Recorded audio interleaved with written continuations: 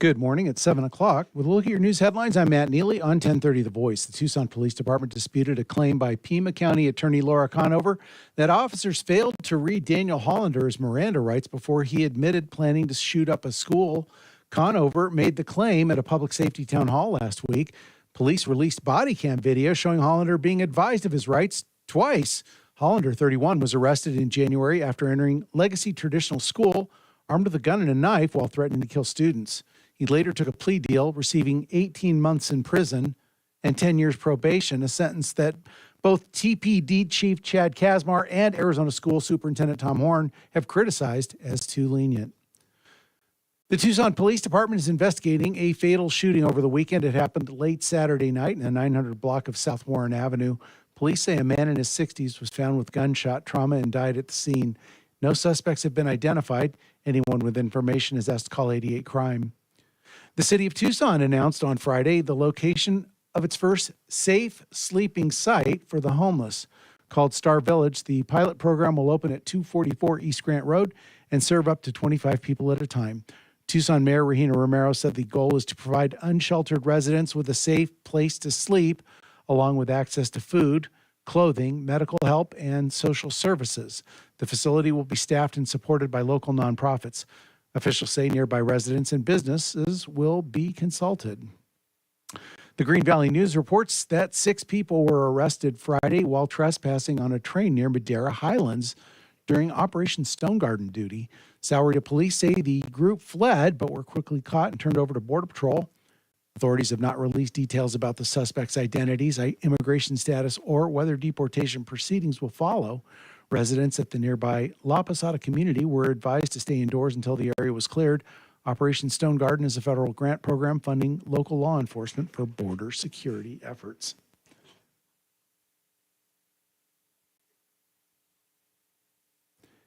And Tucson police arrested a man accused of assaulting and robbing a woman at a bus stop near Silver Bell and St. Mary's last Monday. Investigators say the suspect attacked the woman and stole her shoulder bag before running off. The victim called 911 and managed to snap photos of the suspect, giving officers a clear description. Police later arrested him, charged him with robbery and a drug-related offense. The woman suffered minor injuries, and her bag was recovered and returned. Tucson weather, mostly sunny conditions today, a high of 98 degrees, 60% chance of thunderstorms. That drops to 50% tonight, overnight low 73. Showers and thunderstorms likely tomorrow with a high of 94 degrees. Storm chances diminishing Wednesday and Thursday. Daytime highs for the second half of the week at or just below the century mark. It's 84 degrees, dew point 59 degrees, under partly cloudy skies. It's Monday, Rainmakers. Let's go to Lydia, Aranda, and the Morning Voice.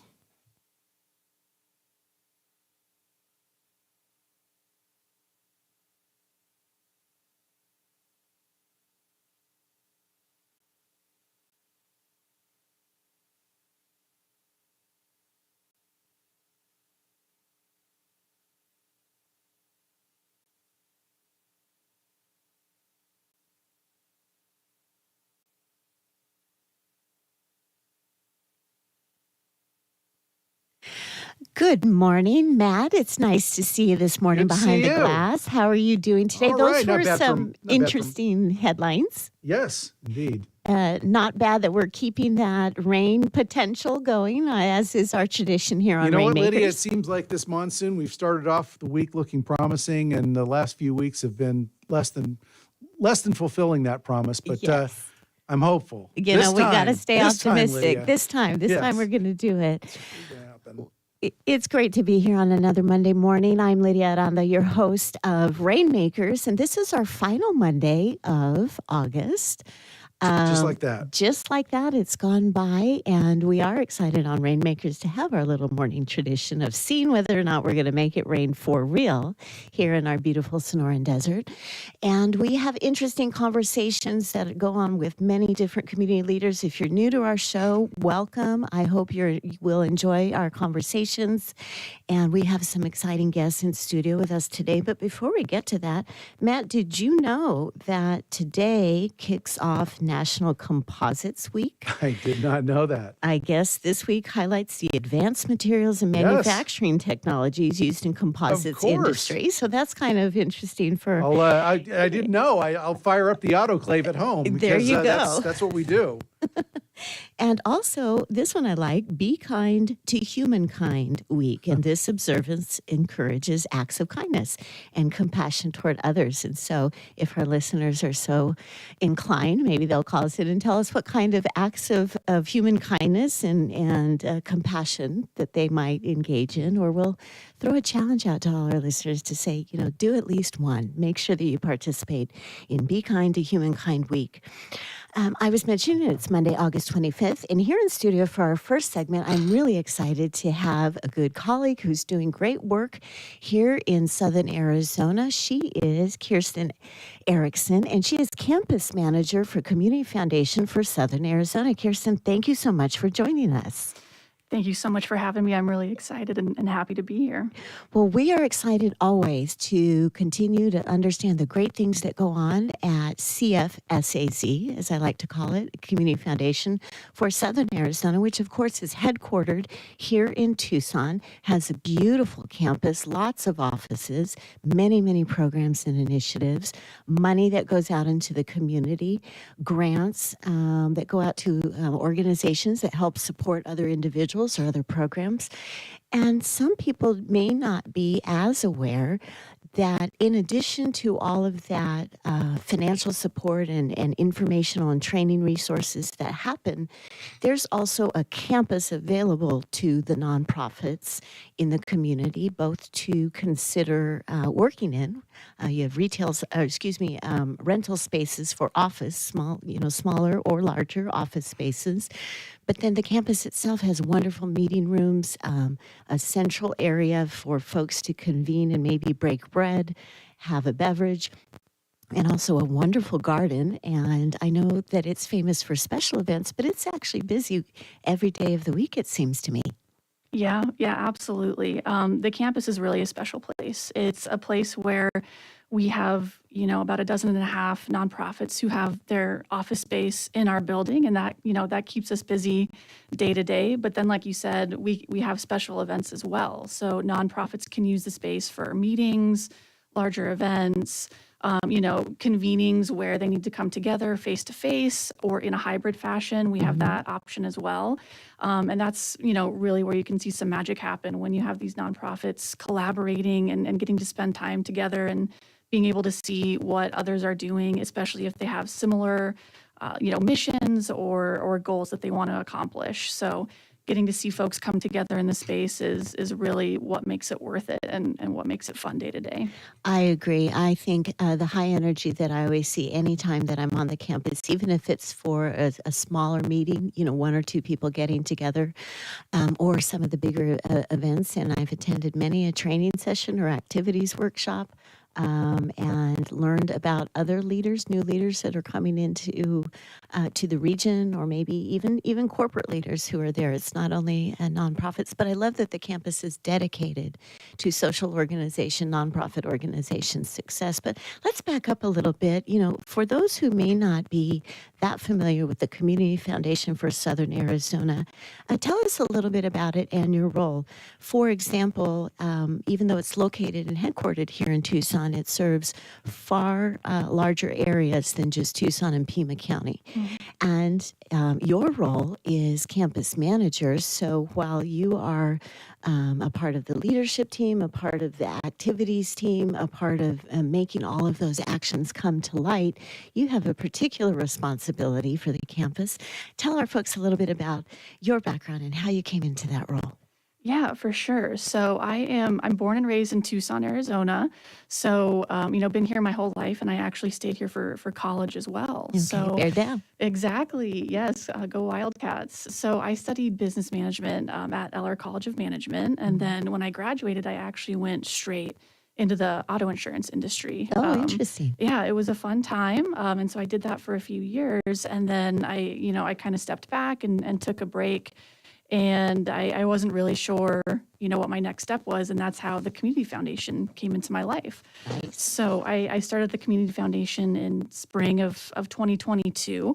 And I got the opportunity to learn about the campus, which is still fairly new, but you know, protocols, and we weren't yet at 100% capacity, and we were still trying to figure out some of our processes.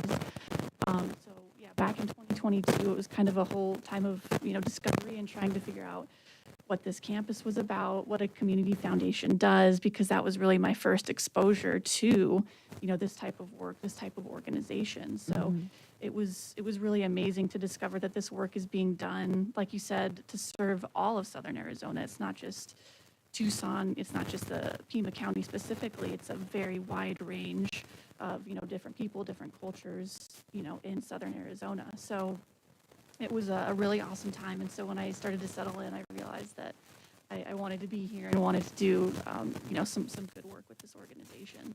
And I was really, really lucky to find a position with the campus, because that's another whole facet and another really special position, because like I said, it was still fairly new. We still feel, pretty new. Construction was getting wrapped up in 2017, 2018. So, we're in our 6th, 7th year. So we're still figuring it out, but it's really amazing. We're now at 100% capacity for that's great. for our office space.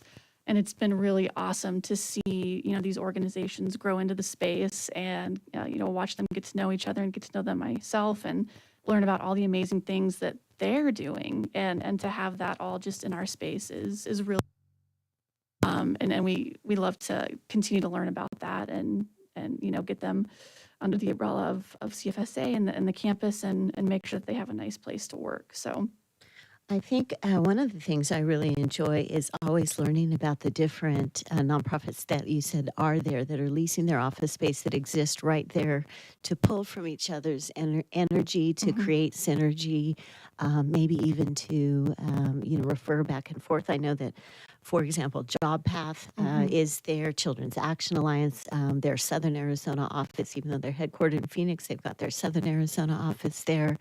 SVP, Social Venture Partners, Tucson. And I don't know if Sierra in her global role still offices there or not. Do you know? we have the local Tucson, Yes. But we still talk to Sierra. So Yeah, so she offices or is in a different location, but it's nice to kind of have the Tucson org, and they have pretty extensive offices there. It seems like they take up a nice part of the footprint, and so many others.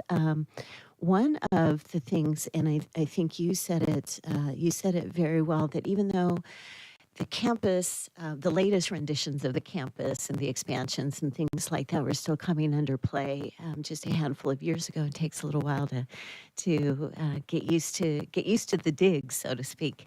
But you all have hosted really wonderful events and convenings, and one of the gatherings that's coming up tomorrow, in fact. The big collaboration is a special event that brings hosting organizations together, but is open for others to attend, to do walkthroughs, kind of like an expo style. And that seems really exciting. I don't know that has gone on for many, many years. I think that's a more recent experience. Is that correct? Yeah, and that is put on by CFSA and one of their initiatives, the Center for Healthy Nonprofits, and that's something that you're going to see a lot from the center. So they're really heavily focused on education and trying to help those nonprofits, whether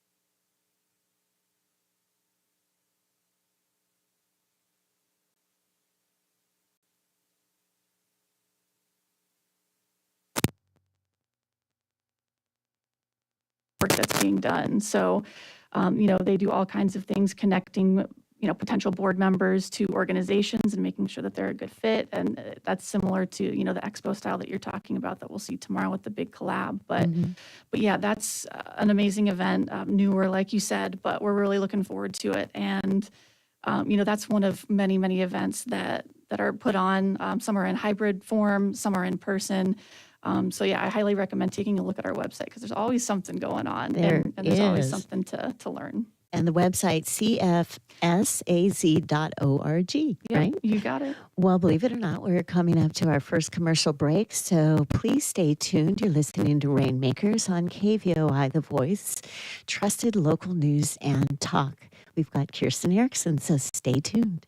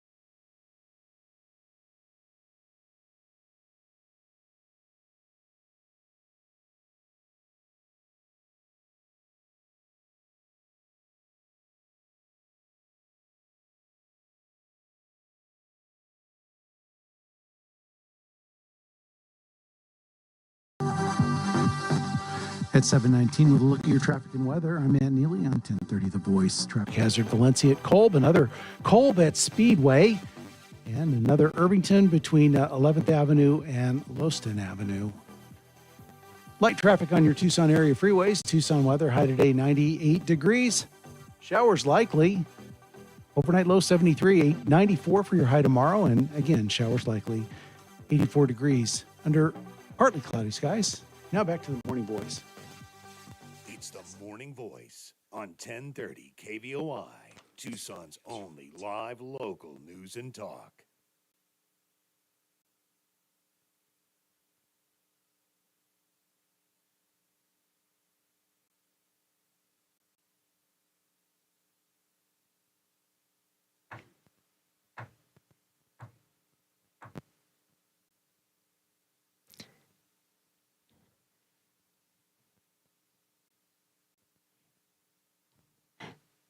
And we're coming back in, listening to some Lady Marmalade here on a Monday morning. It is August 25th, and I'm your host, Lydia Aranda. This is Monday, so that means Rainmakers here on the Morning Voice, which is on 1030 The Voice KVOI, trusted local news and talk. And we are fulfilling the final week, a full week of August as we wrap up summer, head into Labor Day weekend. And it's so exciting to be here in studio with yet another wonderful leader and influencer here in our community. We've got Kjersten Erickson, who's campus manager for Community Foundation for Southern Arizona. Kjersten, thank you so much for being here this morning. Oh, of course. Thank you so much for having me. I'm having a great time. We were speaking during the first session a little bit about your background. You're a local Tucsonan and, of course, a Wildcat. Mm-hmm. And you were talking about having studied business management and started your career in insurance industry before you came into philanthropy and community giving and running a local campus for other nonprofits and such. But I want to go back to some of your undergraduate studies. Russian and Slavic studies is part of what you studied there. How is that? Very interesting. Yeah, it's interesting. Those two things don't, maybe go together, right, when you first hear them. But I went to Sabino High School, so go Sabercats. Okay. There's a theme there. But I was really fortunate to have the opportunity to study Russian in high school. So we had a native speaker who was born and lived in Russia for a good portion of her life, and she taught Russian as your language credit at Sabino. And during that time, it was just really fun to find someone who was so passionate about the language and about teaching kids language structures and kind of how valuable that can be, not just for learning a language in and of itself, but for brain development and the history of the country. So when I went to college, I didn't really know, what I was going to do. And I was at orientation and I just fell in love with the College of Humanities. It's such an amazing program. And I had such a fun time. And I studied Russian and Slavic studies and had some amazing professors and really enjoyed my time doing that. About halfway through, I also discovered Eller College of Management. And I was like, this is pretty cool too. So I added that in there. And I was fortunate enough to get a degree from both of those colleges. So fabulous. Well, and even though to some people those might seem a little bit disparate or just very, very different, that business is everywhere. Business is global, and entrepreneurship exists everywhere. Industry exists everywhere in different ways and capacities. So when you put that together with really understanding, as you put it, not just the language, but really the brain development, what happens with language, how that goes on in a culture. To me, it seems like you get an awful lot more emotional intelligence and history and things like that make business even more viable. Yes, yeah, absolutely. And I like to say, it was kind of two sides of my personality, the humanities and then that cool business management side. And both have served me, really well, especially with the campus. It's kind of like running a small business. There's all different facets of a small business. You've got your financials, you've got your customer service, you've got your facilities maintenance, all these things that come up and sometimes come out of the woodwork. It's finding that adaptability and being able to have kind of that flexibility to, to try to get things done and try to make sure everything is managed. So yeah, both of those different studies have served me well, and I'm really happy that I got to do both of them, even though they don't necessarily go together. Well, I think you said some key words there. And first of all, yes, absolutely. Running any organization, even a nonprofit organization and a social enterprise, it's business, right? You still have to have that business capacity and pay attention to certain facets. You talked about adaptability. That happens to be one of the values of Community Foundation for Southern Arizona. I'm going to call it CFSAZ. Your values over there as printed in your, not only on your website, but really that I hear Jenny Flynn, the CEO, talk about at great length, and Clint maybe before her, and many of the staff who have been around, and even the sponsors and supporters and funders that help make the foundation go, really talk about the values. Community, of course, generosity is one of them. Trust, very important, coming and going. Trust from the donors that their money is going to be stewarded well, I would guess, and also trust from community that what they are signing up to do or what they are applying for, that they're going to have a partner ongoing in the foundation. Savvy, there's that, that's important about being in tune with the community, but also business. And then adaptability is right there on your webpage. And you talked about that in your experience. What is adaptability and the campus like? Do you see going forward that the campus as a physical location actually can continue to grow in its offerings out to community? Yeah, that's a really good question, and thank you for going over those values. They're very, very important to us. So, yeah, as the years go on, and even though we're at 100% capacity, we are still growing. Not just in our knowledge of how to run this center, but in the different nonprofits that we're serving, the people who discover the space, and the ways that we can serve them. One of the topics that we kind of thought of when coming into this was servant leadership, and my team, we try to take that very seriously. Whenever we have organizations in our space, we try to do absolutely everything that we can to support them, make sure that they feel safe and comfortable, and that stands true for our tenants as well. We know that we have kind of a special space and a unique space, and we want to make sure that we can do everything possible to protect that and build those values into our everyday operations. So we're always learning and always trying to move forward and always trying to build that base of who we can serve and how we can support them even better and more efficiently. Fantastic. Well, you also mentioned the Center for Healthy Nonprofits. And what I like about that is in the title even of itself. It's not just a program, it's really more of a movement in my mind. Jenny speaks to it a lot when she's out in community and also when she's speaking among. I've heard her speak among you all on her team, but also those of us who work closely with her. And what I like about it is the healthy nonprofit, which can mean a whole lot of things. And it's not just for fiscal or financial wellness, if you will, but really about strategy, really about checking back in and understanding whether the mission is meeting the actions or vice versa. All these other things that could be nuancial, but brings together a lot of different subject matter experts. And part of that is the physicality of if they need to convene in a place like the campus, or if they exist there on a daily basis, having their office space there and the comings and goings. So that's really exciting to me. And I have to imagine that in these times, which are very challenging times economically, maybe philosophically also for organizations, mission-wise, probably folks are revisiting their mission and trying to think about how they keep going. Can they keep going? Should they keep going? Things like that. So Community Foundation just continues to be more and more needed and has offerings to meet those needs. Yeah, absolutely. And kind of like we talked about before, nonprofits have it tough because, it's challenging times, but also it's a small business. You have to make sure all your, T's are crossed and I's are dotted.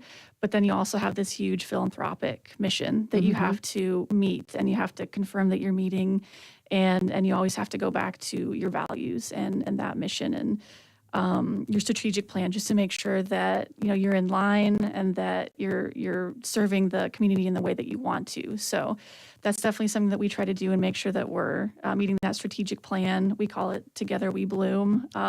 We try to make it fun. So sometimes you have to prune, sometimes you want to grow and water. And so we hope that all of our initiatives, including the Center for Healthy Nonprofit, which provides education, can do that. Good. Well, we'll talk about more of that when we come back from our next break. I hear our music coming in, so let's take a pause. Stay tuned. You're listening to Rainmakers on The Morning Voice.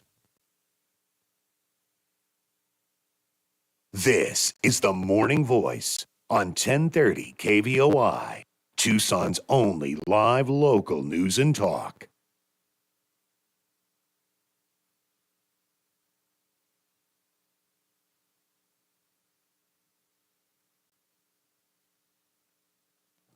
Arizona News Radio, a scare for Phoenix-bound passengers on an American Airlines flight originating in Philadelphia. The plane's cabin filling with smoke, according to passenger Aranda Novello. It turns out that it was a battery, we believe, that was in somebody's bag, on their carry-on bag.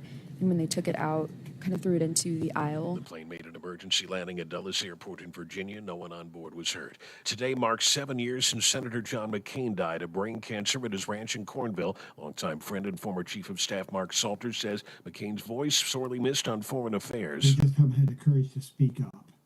And these are times when political courage is at a premium. And obviously, when you think about political courage, John McCain's reputation often comes to mind. A missing swimmer's body recovered from the Salt River. Sheriff's office called yesterday about a man trying to cross the river near Devil's Elbow, but was struggling to swim and drown. Diamondbacks lose to the Reds 6-1. Jeff Scott, Arizona News. Cue the countdown to Ulta's 21 Days of Beauty event starting August 29th. Keep an eye out every day for 50% off daily beauty steals from brands like Sacred and Peach and Lily.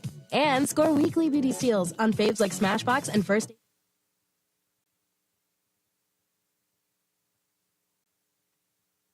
Test.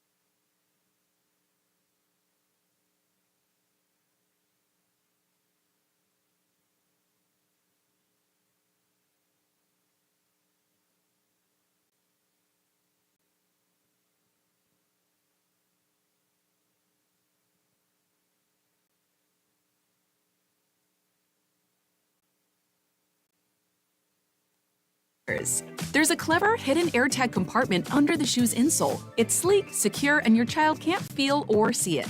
Then you can check where your kids' shoes are on the Find My app. Plus, they're available for boys and girls. Get Find My Skechers at Skechers.com, a Skechers store near you, or wherever kids' shoes are sold.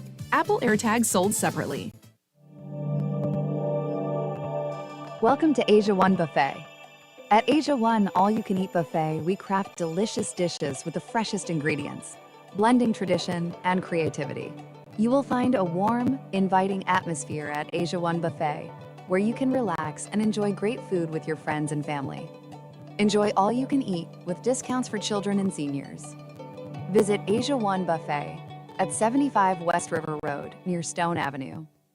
Radio advertising busts through clutter and reaches your customers with immediacy. Contact Ackerley Advertising. Tell a creative story with intimacy and emotion to sell your products and services directly to your customers. Contact Ackerley Advertising. Your radio commercial puts you front and center in the listener's attention span. Contact Ackerley Advertising. Ackerley Advertising has over 5 decades of radio advertising experience. Stir emotion, create demand, and grow your business with radio. Contact Ackerley Advertising. Advertising. The Morning Voice on 1030 KVOI, Tucson's only live local news and talk.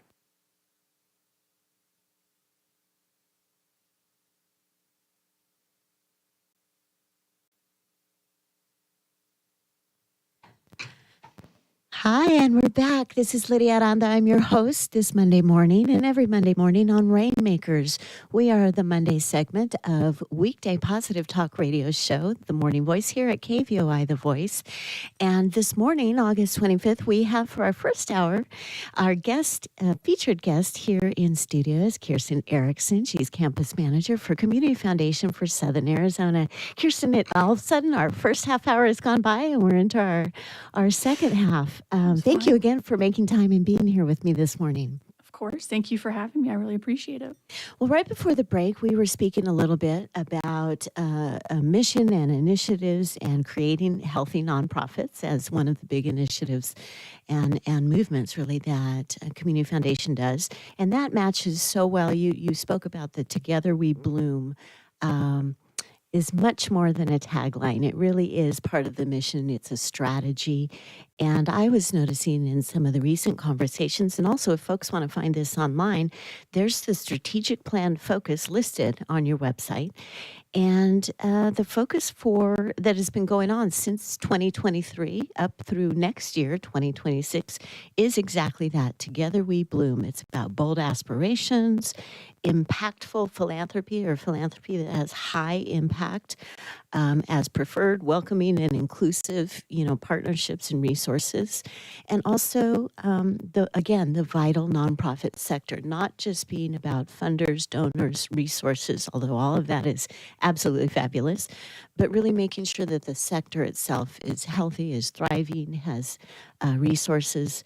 So talk a little bit about that kind of strategic plan and how that fits into, or how your role and your team who are managing all the different business side of running the campus and the buildings, how that fits in and helps that strategy grow. Yeah, absolutely. So as part of the, our strategic plan and trying to make sure that that mission is met, we have certain goals for ourselves. So we want to make sure that we keep the building nice. We want to, make sure that we're serving those nonprofits that come into the space. And I think one of the things that has become really top of mind this last year is that some of these strategic plan line items, such as bold aspirations and such a focus on the sector, kind of change as our environment changes. We still have our goals, we have our baseline and these things that we need to accomplish. And then there's also different ways that we need to adapt and make sure that we're serving that community that is Southern Arizona. So bold aspirations might look a little different now than it did a year ago, but one of the things that I'm just really proud of our leadership team for doing is just rising to that challenge. Things have happened and we've gone through a lot, but we're still bold and we're still focusing on that nonprofit sector, and we're still moving forward with our strategic plan, and we're still doing our best to bloom and help those nonprofits that are serving folks in need bloom as well.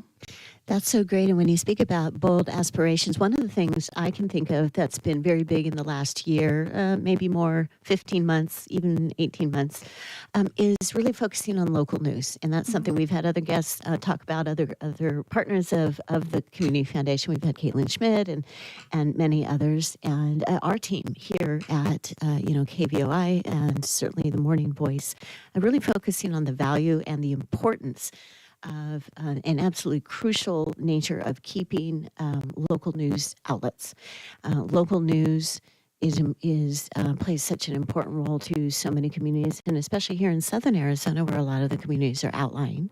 They're rural. Local news outlets is a big deal, and I know that the Community Foundation, Jenny herself, many of the board members, and other community advisors really were diligent in the attention to the issue and figuring out how to not have mission drift from the foundation itself, but where did it fit in? And it seems like the bold aspirations was definitely one of them. Yeah, absolutely. Jenny Flynn has been absolutely amazing with the local news initiative. We've got some really amazing resources on the website as well, and some previous sessions that have been done regarding local news. But local journalism, as you know, is absolutely critical in our community, Yeah. and it's how folks in some of the more rural areas are able to keep in touch and know what's happening in the community, and it's just absolutely critical. So that initiative is very, very special to us, and it's been very fun to watch it grow and to watch Jenny really jump in. And I think we've gotten pretty creative with it. We've had some Yes. in-person events regarding local news, and I'm really excited to see that one grow just because of how critical it is. Fantastic. Well, I know also, so other bold aspirations, I would say, are the way that the foundation really puts its money where its mouth is, walks the talk, and you all are practicing what you preach. I know that one of a lot of different environmental type issues, green, or just being very conscientious about impact to the environment is top of mind when you're thinking of things like the campus or how you offer certain features. And the campus seems to have a whole lot of green features and extra features that are important to people when they might be coming. I know you said you're at 100% capacity, but even so, I have to imagine you have people calling with interest and might come and contact you maybe for a pre-lease tour, maybe get on a waiting list. But some of the exciting things you do, solar panels on your roof. I know that also out in community, the nonprofit solar grant just happened. That cycle just happened where applications were due, I think, last week. So people are now thinking about whether they might be able to participate in their own buildings with some solar energy. You've got EV charging stations, other kinds, the landscaping around there is very desert oriented, but beautiful. Lots of green. So other things like that. So is that helping with the interest that is coming your way? Yeah, absolutely. Those little touches that we have, like the EV chargers where people can come, get a tour or maybe come for an event and charge their car. We definitely try to keep those things, at top of mind and kind of remind folks about that because it's part of what helps us maintain the welcoming environment that we try to. And then it also helps make those events nice. And it just makes people feel like the campus itself is a representation of Southern Arizona and the folks that we're trying to serve. So we try to make it a reflection of the community.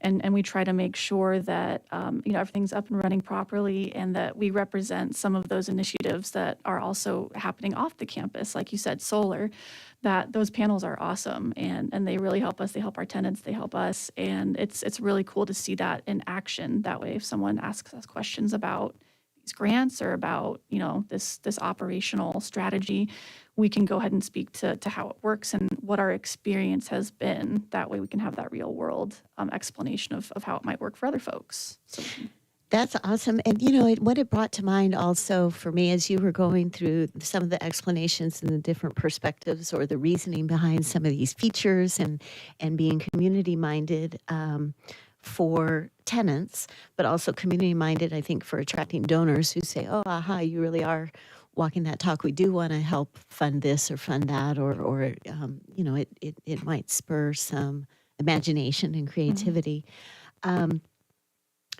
Do you at the campus or I think in the organization this happens, interns have opportunities to come and work with the organization. It seems to be usually on the foundation side. Do you do that as well yet at your campus? Do you have employee, summer interns or bring folks who might be into some aspect of facilities management, I want to say, or building management? Yeah, it's a really good question. So, in the past, we have worked with actually high school interns. So San Miguel High School is a really incredible school. And one of the special things about them is that students who go through San Miguel High School will get real world professional experience during their 4 years in high school. So we're actually going to, be having an intern this year. We just finished talking about it last week. Oh, great. Yeah, we had taken a break for a year, but one of the coordinators reached out and said, hey, we've got, some interns who might be a really great fit for campus. And so I think we're going to continue on with that. And it's very exciting because we can offer a really unique experience. They can get information about CFSA and operations on that side, all the way to facilities and what that looks like and what it financially takes to run a building like that. So we're really excited for that partnership because it's super fun for us. I think the students get great experience, and I hope it's fun for them. And in the past, we've just had really wonderful experiences with them. So, oh gosh, that's great. Always giving opportunities to others to learn while also figuring out if something is a career field for them is a great thing. And knowing that you can do it at the high school level before they go in to start their college studies is even better. Matt, I don't know about you, but I think that would have been kind of fun to do in high school. Yes, sir. Yes, it would. So we're about getting ready to go to our next break, but I want to bring up something in your background. I know that you have a dog named Charlie, yes. and you like to hang out with Charlie. And Charlie, I'm going to guess, goes into different places. Maybe we can come back. We can talk a little bit about pets and animals and maybe where they fit into some of this community work that the foundation does. Yeah, that sounds great. Okay. So, Matt, I guess we're going to go into our next break. Morning Voice will be right back.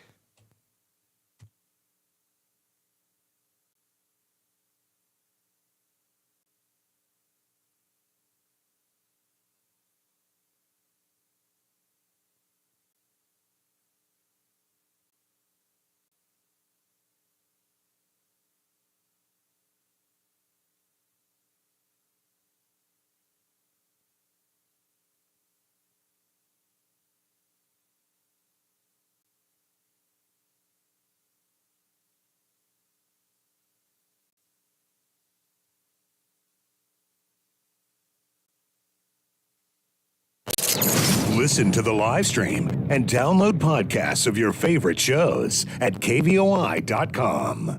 Looking for the best outdoor patio in Tucson? Look no further than St. Philip's Plaza at the southeast corner of River and Camp.